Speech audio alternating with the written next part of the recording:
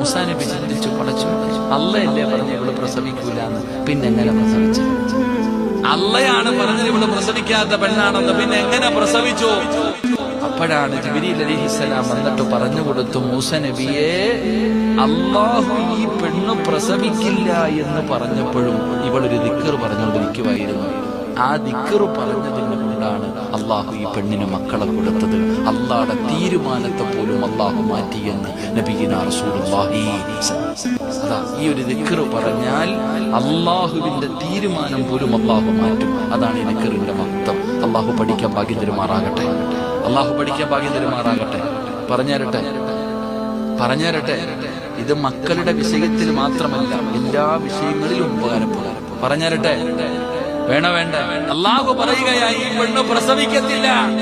അപ്പോഴും ആ പെണ്ണ് പറയുക, യാ റഹീമു യാ അല്ലാഹ്, ഏ കരുണയുള്ള അല്ലാഹ്, ഏ കരുണയുള്ള അല്ലാഹ്, ഏ കരുണയുള്ള അല്ലാഹ്. അള്ളാഹു കരുണയുള്ളവനാടോ? നീ 10 വട്ടം വിളിച്ച ഒരിക്കൽ അള്ളാഹു ആ വിളി കേൾക്കും. അള്ളാഹു മക്കളില്ലാത്തവർക്ക് മക്കളെ കൊടുത്ത